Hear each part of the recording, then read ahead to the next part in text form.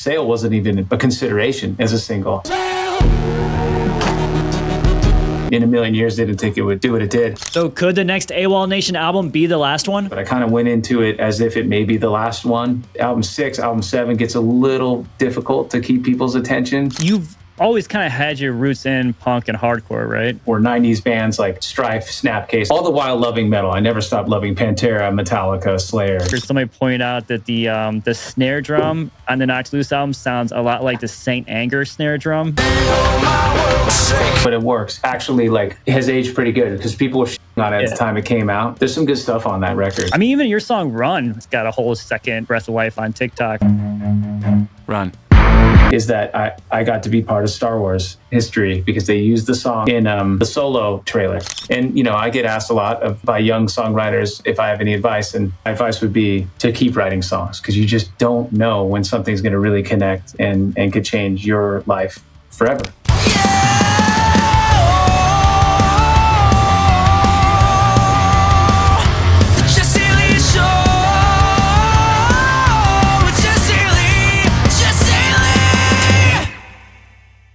Hey, it's me, Jesse Lee, and thank you for clicking on the Jesse Lee Show. And also, thank you so much for all the love and support you showed for the last episode with Serge Takian from System of a Down. Everyone, super happy about that episode. I mean, there were some complainers in the comments, a lot of people whining about this right here, actually, this little intro I do for every episode where I kind of like, you know, set up what you're about to hear. A lot of people thought I was giving away too much of the episode. I didn't think I did. A lot of people just seem to not like to hear me talk to begin with, which is odd to tune into a podcast and not want to hear the host speak. But I don't know. Listen, I don't really talk that much in the podcast itself. If you notice, I kind of, you know, leave it up to the guest, the star of the show, to do most of the heavy lifting conversation-wise. But I like these little intros because it feels kind of like almost like a little vlog or something. You know, it gives me a chance to talk to you one-on-one before we get into it, before we get into the nitty-gritty. You know, a lot of my favorite podcasts do it, like Chris Van Vliet, excellent podcast if you're into wrestling, which I very much am. You know, he does these too. I don't know. I think it's cool, but maybe I'm wrong. Maybe I should stop having those little intros. If you want me to cut them and put them in the can and just get straight to the content, we can do that. Let me know in the comments, you know, bring back the complainers. I'm all for it. I'm all for the critiques. But today on the show, we've got Aaron Bruno, mastermind for the band Awolnation. He wrote the song Sail, which is literally one of only 134 diamond certified songs in the world. It's like Justin Bieber's Baby and like a Bee Gees song and some Elton John and then AWOL. Like, it's crazy. It's a very elite group for him to be in. He's working on the 5th Awolnation album and also just launched a brand new hardcore band called the Barbarians of California. Awolnation's going to be hitting the road next month with 311 for a full tour, and they just released a new song called Jump, Sit, Stand, March. A lot of directions in that song. And the Barbarians also dropped a new single called Far Out Bro featuring the legendary band Snapcase. Oof, I just pulled on my headphones there. That really hurt. Anyway, if I could get you to do me a very small favor, a sliver of a favor, it's really more of a kind gesture. It's going to take you less than 4 seconds. You can time it. Wherever you're listening or watching, consuming me right now, please follow and subscribe to the show and time it. See how long it takes you. I guarantee you it takes you less than 4 seconds, and it would make my day, make me tingle in my pantaloons. So feel free to snap a screenshot of this episode and tag me at Jesse Lee on TikTok and Instagram, at Jesse Lee Show on X. You can also tag the band at Awolnation and at Barbarians of CA. And let us know what you loved about this episode. And you can tell me how much you hated me talking right now. I'll take that too. It's all good. All right, let's get into it. Well, Aaron, first of all, I love the new project, the Barbarians of California, because for me, like, one of my first introductions to Awolnation was the song Not Your Fault. Like, I've heard Sail, and of course that was a jam, but Not Your Fault was like, had like some different energy to it. Some more like, something just kind of hit me on my punk kid feels. So that's kind of like I think that's why I like the vibe of this new project you got going. That's awesome to hear. Funny enough, that's Not Your Fault is a song that, well, thank you for your kind words, for starters. And Not Your Fault was a song that I stopped playing with AWOL a while ago, and then recently brought it back into the set list because it's, you know, you look at people's reactions to certain songs, and that's one that people were definitely like bummed out when we wouldn't play. And it's been years, so now we're playing it again. So hopefully, you know, we'll cross paths when I'm on tour, and we'll play the song for you. Yeah, I think you guys are here in July. You're in Cleveland on that 311 tour. So Yeah. Let us know. That'd be cool, man. Yeah, because Sail wasn't even. I read, I think recently, that Sail wasn't even supposed to be a single initially, right? Yeah. When that whole thing started, one thing I could assure you is that I don't know, right? I don't know what people are going to gravitate towards. I don't know when people are going to, you know, connect with a song for any reason. And it's been such a funny social experiment to see what people like more than others. Mm-hmm. And I'm always caught off guard. You know, there's some songs you're rooting for more than others for whatever reason. It could be the lyrical connection or how hard it was to record that drum sound or whatever it may be. But yeah, on that first record, we thought we went with a song called Burn It Down first. Kind of the old school at alternative radio, go with the up-tempo, you know, punk rock-ish song, and then cross over to the ballad. Sail wasn't even a consideration as a single. I loved the song, and other people around me seemed to really like it, my friends and family, but in a million years didn't think it would do what it did. So that was a song. It was a song called All I Need. Not Your Fault ended up being the follow-up to Sail.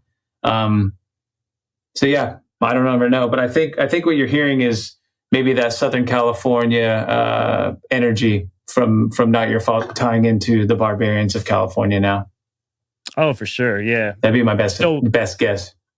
So when it was like somebody like the record label or something heard Sail and was like, "Oh shit, dude, this is it. This is one we got to push." No, dude, no, they didn't know. No?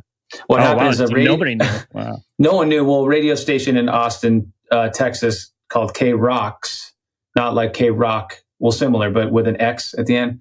Oh yeah, it's edgier because it's got an X. Yeah, add that X to anything, and you're looking tough. But yeah, they just decided to play it, and it exploded with requests. And you know what was so encouraging about that is that people requested still, right? So this is 2010, I think, into 2011. And I'm getting these phone calls from my team saying, "Hey, the phones are like lighting up." And I thought people stopped calling radio stations, so that was encouraging on multiple levels. That's awesome. Yeah, I wonder if it has something to do with like kind of like the EDM scene. Seemed like with Skrillex and stuff like that. That kind of whole scene was kind of started to bubble up a little bit and getting really popular. And like I think Sail has a little bit of those elements to it while still maintaining a lot of like melody and hookiness and stuff. It might have just been a right time, perfect time situation kind of deal. Yeah, definitely. Maybe I was just really in tune with people's emotions at the time. You know, sometimes it lines up and that works out, and sometimes you're just totally feeling different than most people. And it worked out for me. It's crazy too, because like I read that there was only like 134 songs in the world that are certified plat or diamond, rather, and Sail's one of them. Like, that's unreal. It is. I mean, and I've talked about this before, but it's kind of a hardcore song with melody. You know, it's kind of like it's a ballad, but I'm basically screaming. You know, I'm not screaming like I do in the Barbarians or like, you know, metal or pure hardcore music, but I feel extremely lucky that that's the song that I'm most known for because it's fun to play still, even, you know, whatever, 13 years later. Well, shoot, I mean, longer than that, and relatively easy to play. Yeah, you know, if it was a ballad that was under, well, you know, a ballad with softer singing, it'd be under more scrutiny and it'd be hard to sing perfectly. Yeah. So it's, again, just a gift in my life. Yeah, you mentioned there was some, like, sometimes there's songs that you root for over others for whatever reason. Is there any song that comes to mind that you feel like, man, I wish this one would have gotten more love, or this one deserved more hype? I used to feel that way earlier on, but as time's gone on, and hopefully I've matured a little bit, I just let it go because I have no control of it. You know, I mean, right? You know, in 2019, I had a song called on this record called Angel Miners and the Lightning Riders. And there's a song on that called The Best. And it was starting to do really well at radio. And it was starting to feel like, oh, this is happening. Right. And then the whole world shut down and we know the rest is history. But, that was an unforeseeable fork in the road, of course. So you let that go. And, there's some songs on that record that I wish would have gotten, to have more time under the sun. There's a song on that record called Pacific Coast Highway in the Movies, which features Rivers Cuomo of Weezer, of course. And that's one of my favorite songs I've ever been a part of because I love Weezer so much. But we didn't even get to that because by the time the record came out, everybody's just bumming out. Right. So you got to let that go and move on. And, I get asked a lot by young songwriters if I have any advice. And that's still funny that I'm getting asked at all, by the way. I still don't, it's hard to take this all seriously, but I do, the weight of it, because people care. And I take that seriously, but I try not to take myself too seriously. Mm-hmm. That all to be said, my advice would be to keep writing songs, because you just don't know when something's going to really connect and could change your life forever. And as a music fan, songs change my life constantly or help my life. If I discover a new record, or most of the time for me, it's an older song that I hadn't heard before, and it just gets me through that month. And I'll make all these playlists per season. So right now we're at the end of spring, going into summer, so I'm going to switch to my summer 24 playlist. And it's whatever I'm discovering at the time. And it drives my wife crazy because I'll just blast. So, some she agrees with, some she's like, what is this? I'm like, it's a Chicago song I forgot to put in. So here it is, and just deal with it. Yeah. Yeah, that's a good point too, especially with like the age of like music discovery now, like with TikTok and whatnot. Like there's so many songs that weren't even singles or hits for bands like 10, 15 years ago that are now being used in trends and become like a hit song. I've talked to artists who like they've had songs blow up on social media that wasn't even like a song they even play live or anything like that. And they're like, fuck, like now we got to make a new video for this song. Now we got to promote this song again. It's really like unexpected, because like you said, you never know how a song's going to hit somebody at a certain time. And all it takes is one person to resonate with it and express it to other people in a way that resonates with them. And then you got the domino effect, really. Well, yeah. And what I love about that is that feels like taking the power back from labels. And tastemakers who have for too long, I think, had the ability to, like the old thumbs up or thumbs down on a song. And now real music lovers are saying thumbs up to, I know there's a Deftones record that was overlooked in the past and now has had this whole resurgence and they can't believe that, and so that's really cool. It's an exciting time and an empowering time for people to be creative, and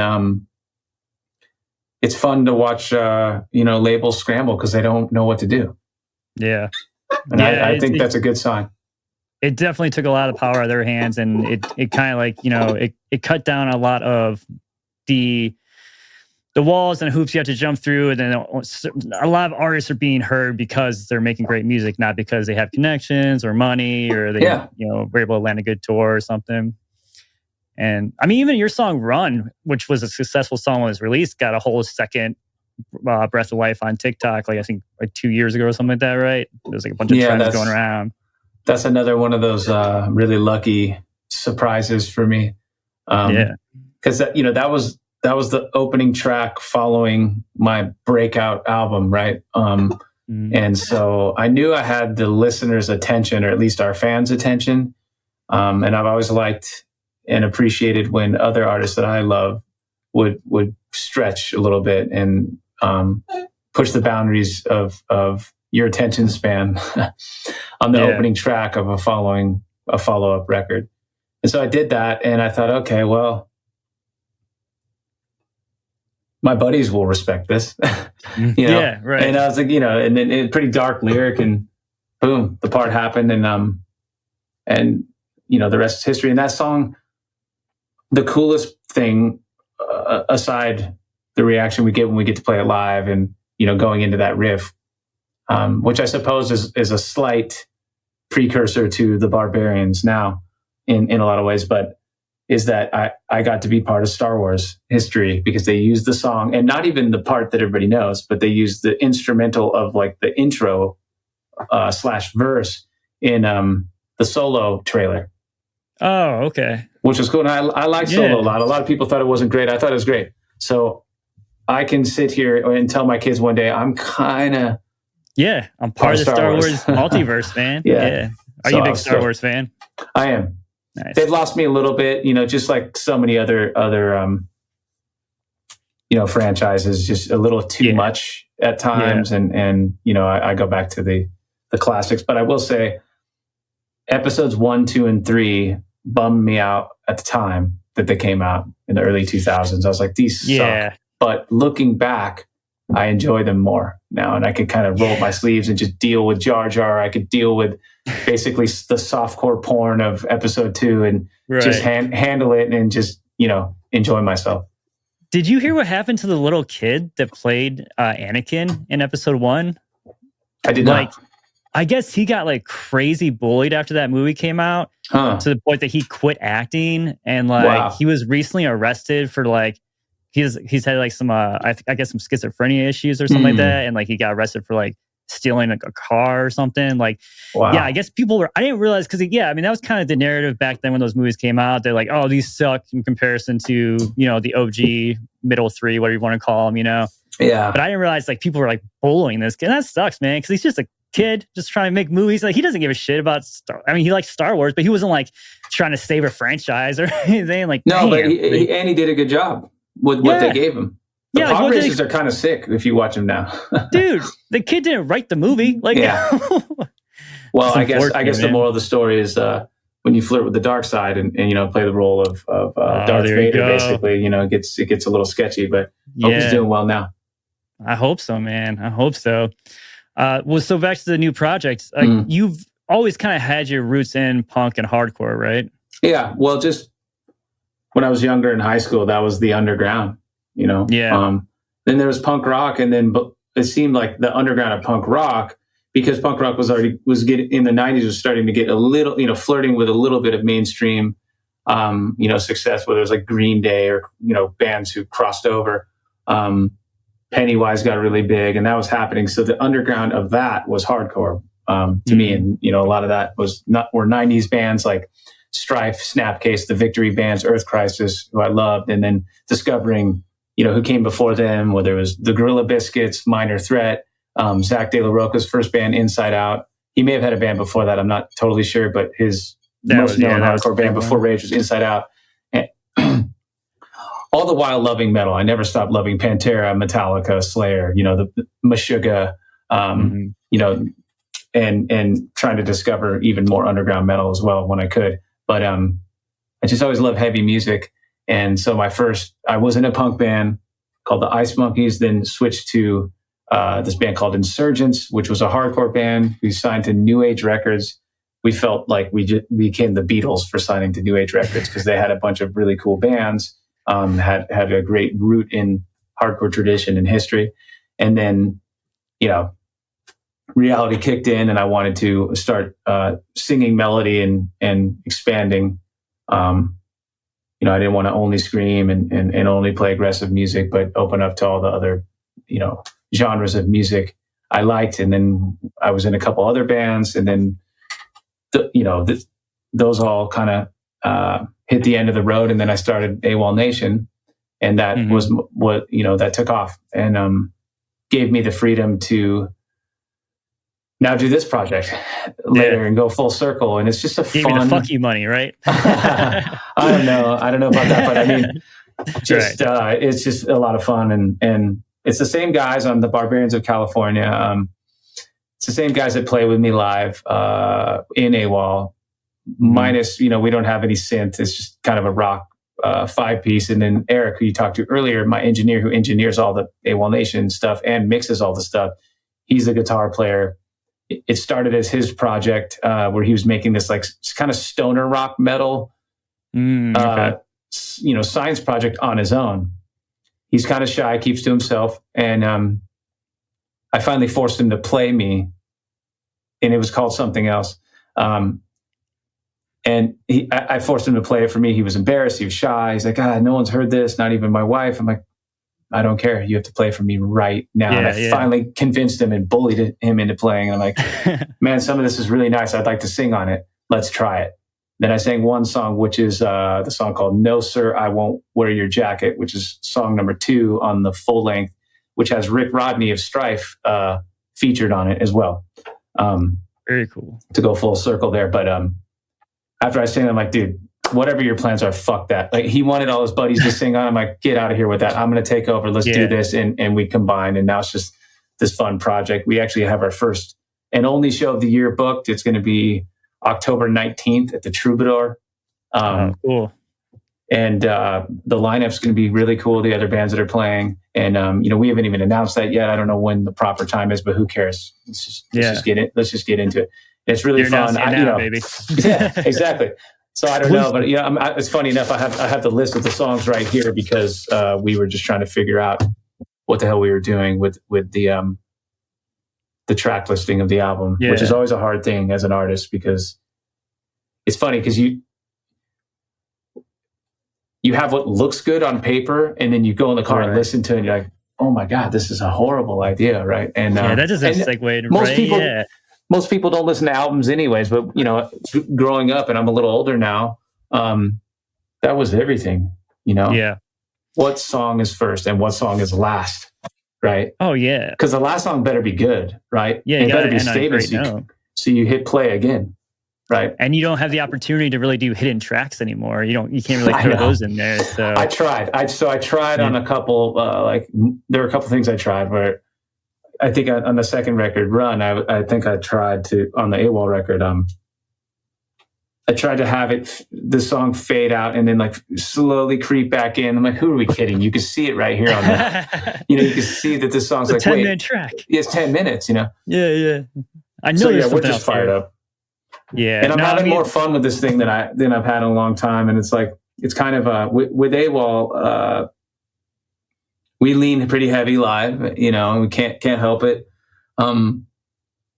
And so a lot of the Awolnation family has said all along, the people I've met who've joined the journey and the team have said, hey, you should make a heavy record. Why don't you do that? And part of me thought of making just a blatant heavy metal AWOL record, but that seemed inappropriate. So now that I have both these things going on, I feel like they help each other in exercising the demons, so to speak, into this Barbarians album really has helped me focus on the 5th Awolnation record, which also comes out later this year. I don't mean to over promote everything. No, dude, you're good, man.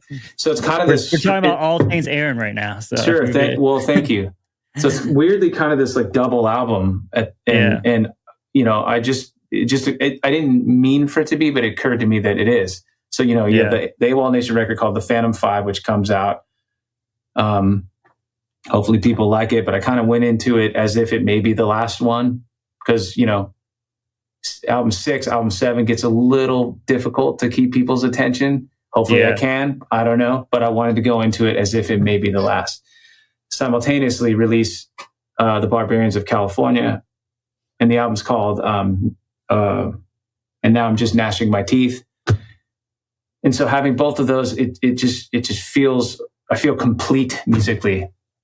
Yeah. Usually when I turn in an AWOL record, I'm like, I wish there was one more heavy song or one more ballad. And now they can kind of, so being in two relationships that both kind of make you whole, I guess.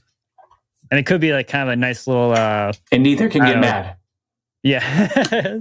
Well, if it is the last Awolnation record, if that ends up being the situation, then the ending and then into the beginning of the Barbarians could be a kind of a cool transition as well.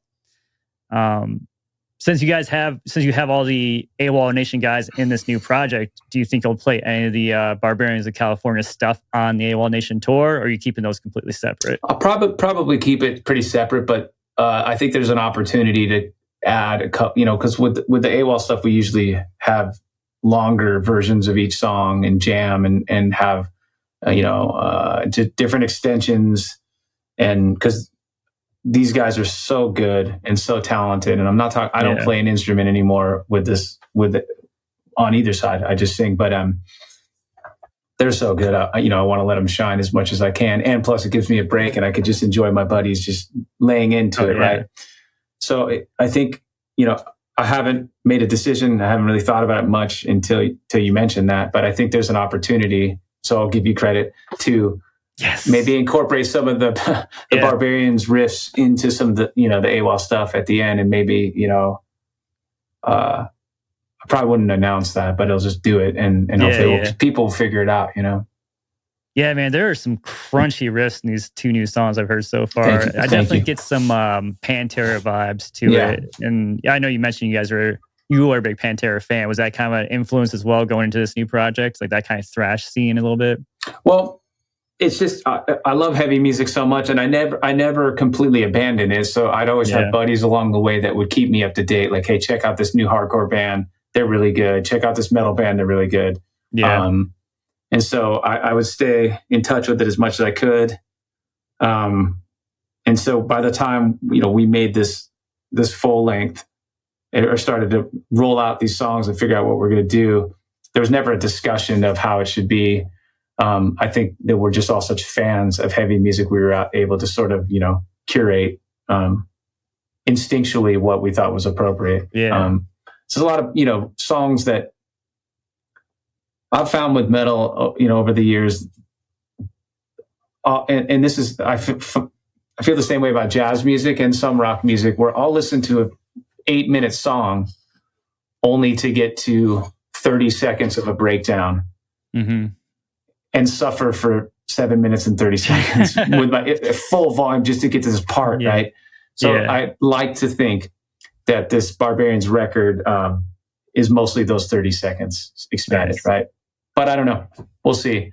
And but we love, Pantera goes without saying, Metallica goes without saying, and all the bands I previously mentioned. But there are a bunch of good hardcore bands that sprung up, and there's that fine line between hardcore and metal, and they obviously intertwine when done, a certain way. But there's a lot of tribalism too, though. A lot of fans that don't want to cross those ropes. But I'm sorry, because I don't care about that. And the same thing with Awolnation. I didn't care what genre it was. I didn't know if it was alternative rock, electronic. And so there's been some great bands that have come out in the last 15, 20 years, and then obviously before that. But bands like Ceremony blew my mind when I discovered them. They have this record called Ronert Park that's already a classic. They just played the Palladium and sold it out just to do that record front end, and I wasn't able to make it.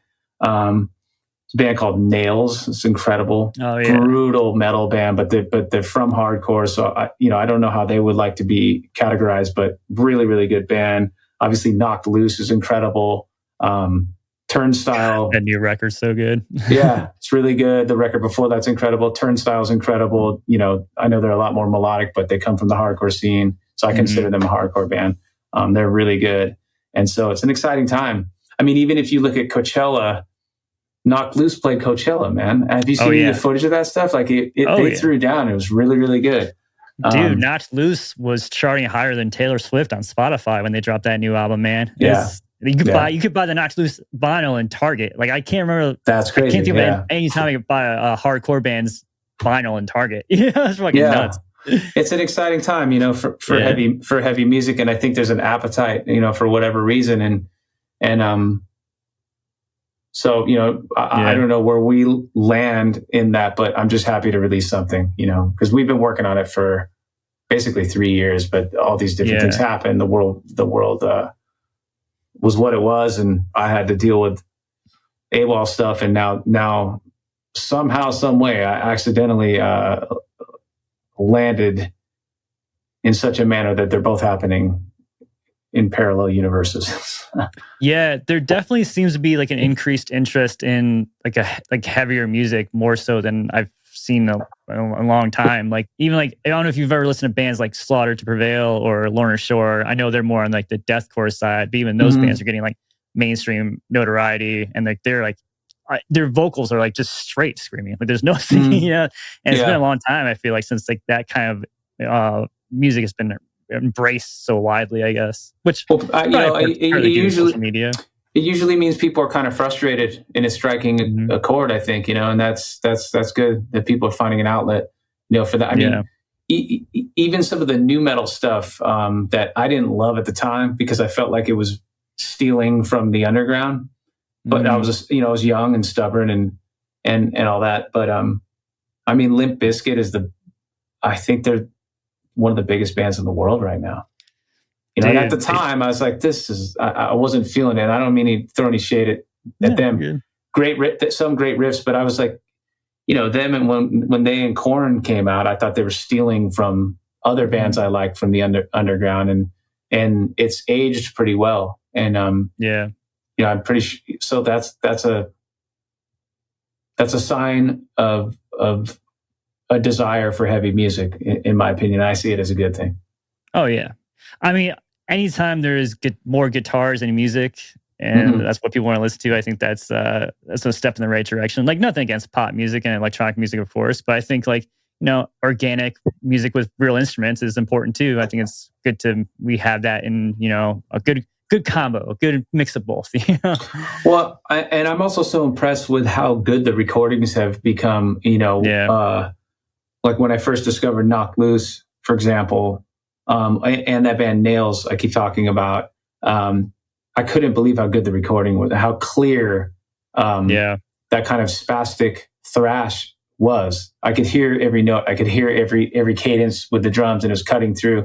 Where in the 90s, it was a luck of the draw how the recording was going to end up. You didn't know. Yeah. So you know, save up some money and go to some studio that you'd hear about and record it, and it wasn't always a great result. And these people have gotten really good. I mean, Converge is another band that I should mention that I always love very much, and their recordings became progressively better and better over time, where you could hear everything.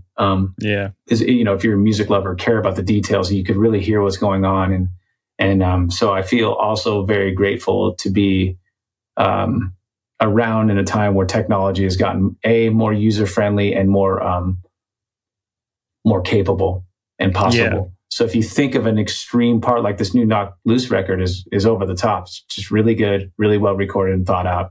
And I don't even know if that record would have been possible sonically to be engineered that way, you know, 30 years ago or whatever. Muddier or something. Yeah, I mean, like, so we're lucky to hear it this way, I think. Yeah, back to like the barrier of entry kind of situation where there's a much lower barrier of entry for even creating the music, because you don't have to go find a studio where you pay $100 and $200 an hour and spend 10 grand on a record. You can get that similar results in your own bedroom sometimes, which is pretty cool.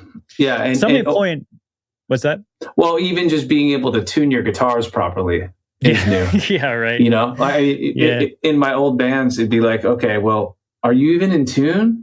Right, yeah. Guitar to my right, you know, and usually weren't. And well, tune in this string, ding. Or like, okay, you're drop D or lower, and it's we're having a hard time staying in tune. So now, you know, with technology and the way it goes, like, it's nice to hear some of these extreme ideas, and kind of like video games, right? Back in the day, I don't know how old you are, but like, I'm 36.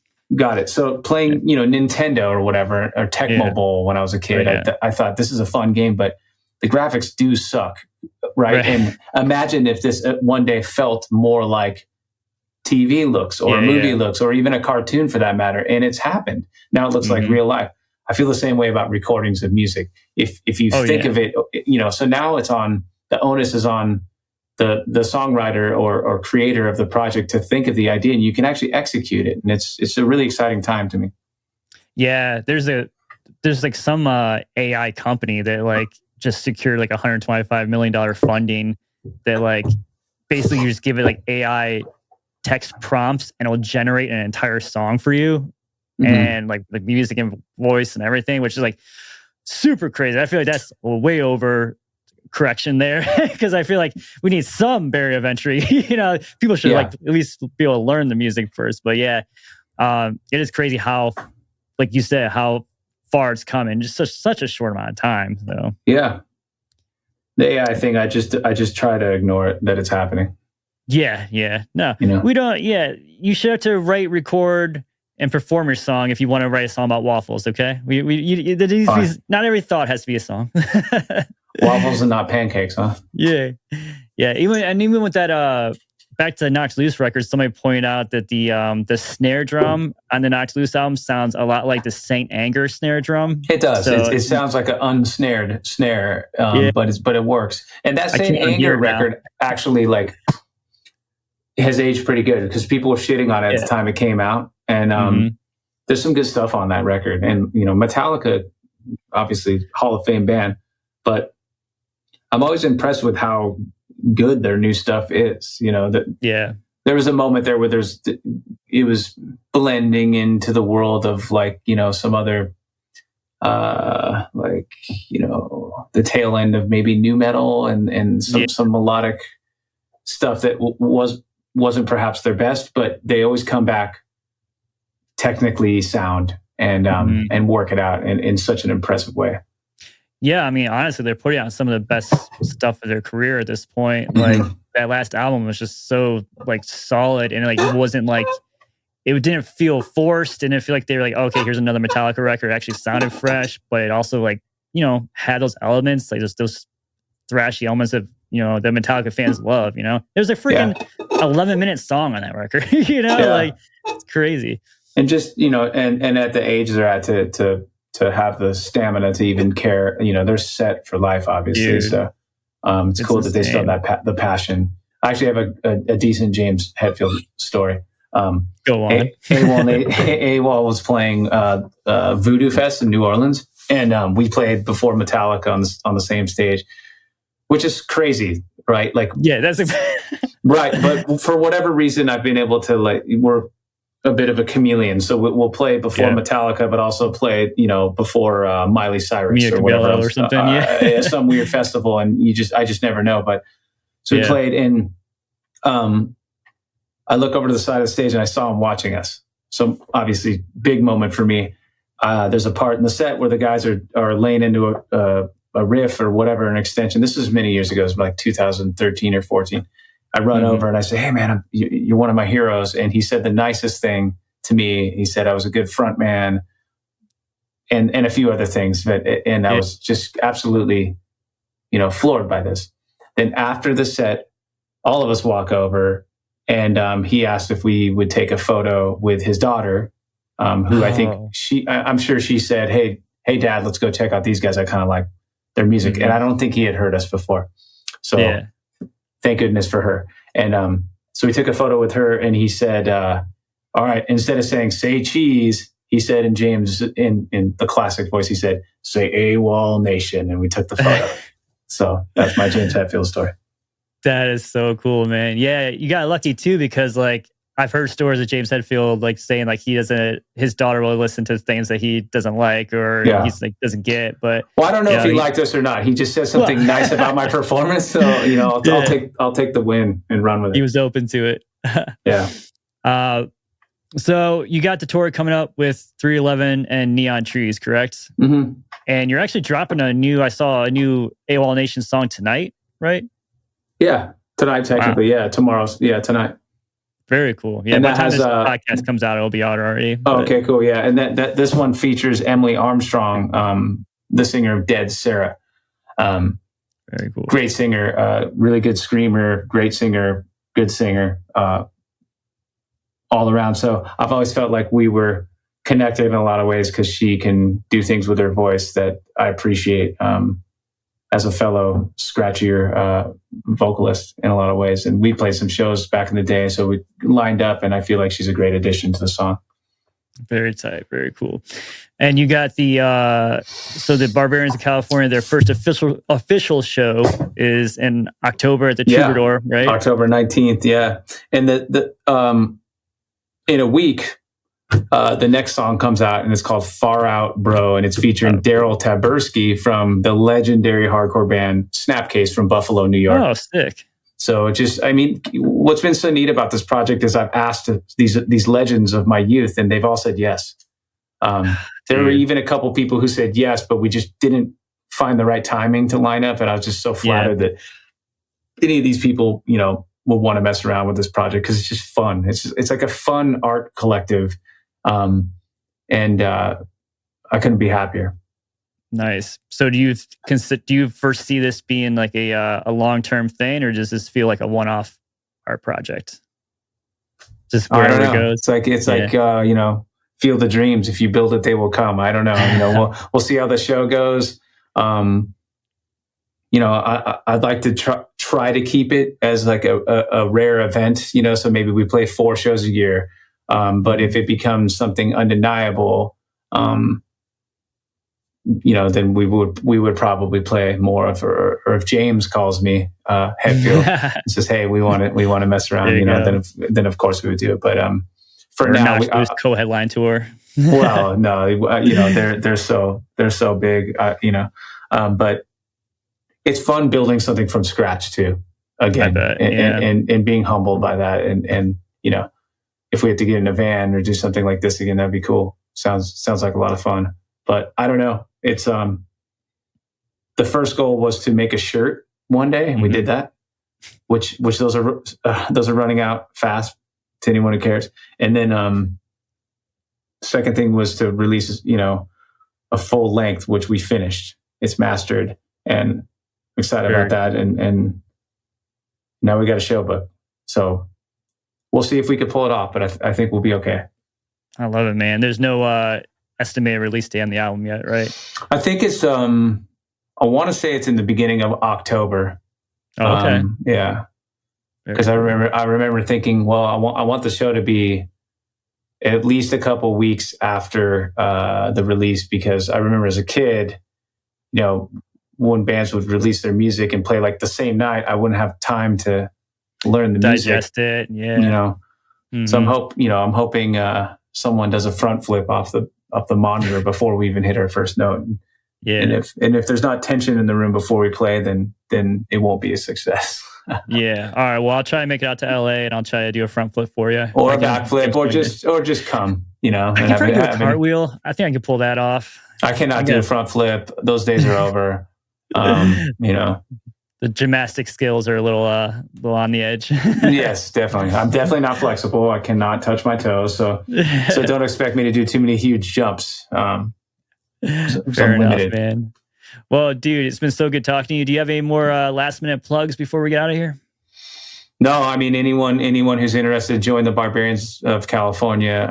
I think it's Barbarians of CA on social media, and check out what we're doing. And we're trying to do, like special things and limited vinyl, limited T-shirts, and working with different artists from the Southern California community of, the surf skate world as well. This guy named Dave Tourget helped design our original logo, and it was inspired by Rick Griffin, who, for anyone who doesn't know, is created a lot of the Haight Ashbury early artwork and flyers, work with the Grateful Dead, Jimi Hendrix, et cetera, et cetera. So there's this tie together to that, and we're just having fun. It's lighthearted. The music's pretty serious and heavy, but we're just trying to have fun. Love it, dude. Love that message. Love that vibe. It's been great talking to you. You too. Everyone listening and watching, you can find me at Jesse Lee on TikTok and Instagram, at Jesse Lee Show on X. And above all else, whatever you do, make sure to please share this episode with somebody that doesn't suck. All right? Or if they take suck it easy too. now. Make them suck less, you. Yeah, you can make them suck less by making them listen to this show. We're here to suck less. That's it. All right, take it easy now. Thanks, and bye-bye.